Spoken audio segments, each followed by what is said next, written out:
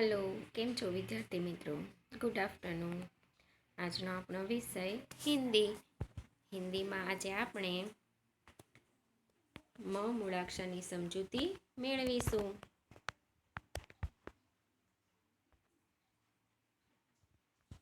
શેનું ચિત્ર છે? આને તો બધા ઓળખતા જ હશો. એની નીચે પહેલાં હિન્દીમાં મ અને પછી ગુજરાતીમાં મ લખેલો છે. મ સે મગર. મગર એટલે મગર.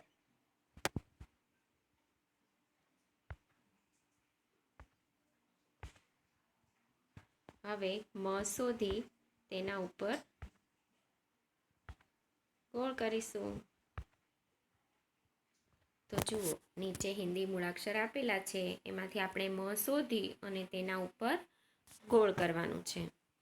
તો ચાલો આપણે પહેલી લાઈનમાં ગોળ કરીએ.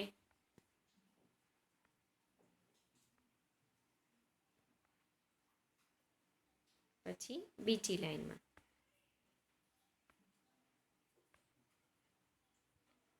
જોયું? કેટલા મ છે? 5 મ છે. એ બધા ઉપર આપણે ગોળ કર્યું. એવી રીતે તમારે પણ મ શોધી અને મ ઉપર ગોળ કરવાનું છે.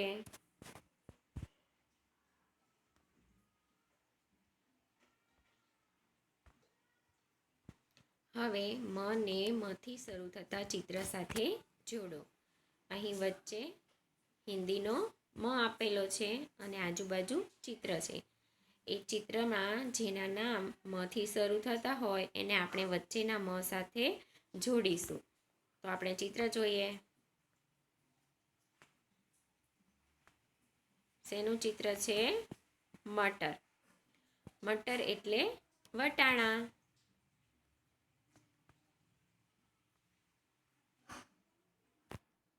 મકાન. મકાન એટલે ઘર. પતંગ. મછલી. ફણ.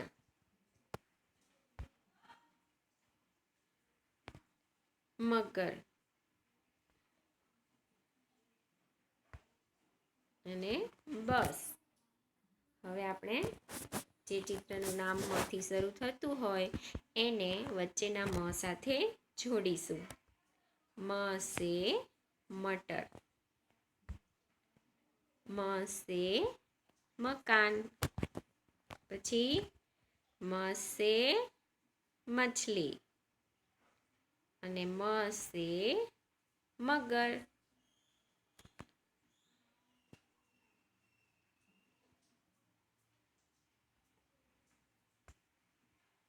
હવે મને નીચે લીટી દોરો. નીચે કેટલાક હિન્દી શબ્દ આપેલા છે, એમાં મને નીચે લીટી કરવાની છે. તો આપણે પહેલો શબ્દ જોઈએ. મછલી. મછલીમાં મ નીચે લીટી કરવાની છે. પછી આમ.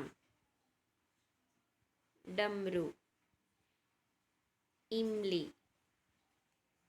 મટર અને કલમ.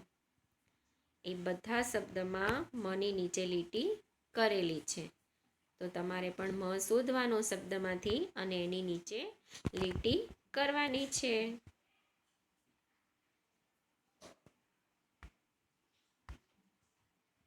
હવે મથી જુદા મૂળાક્ષર ઉપર ખોટું કરો.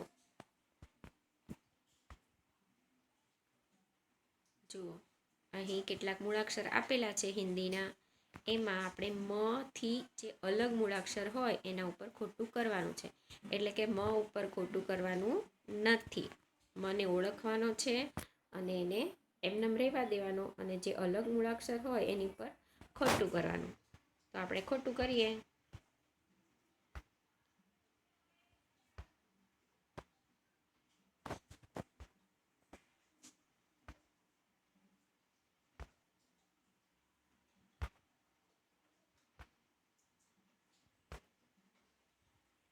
બરાબર છે.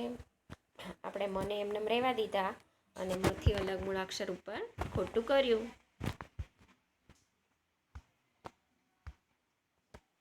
હવે આપણે મથી શરૂ થતા કેટલાક ચિત્રના નામ જોશું. મ સે મછલી, મ સે મકાન,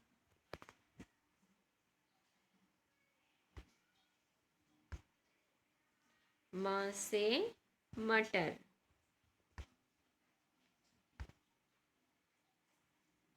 म से मकड़ी, मकड़ी એટલે કરોળિયો.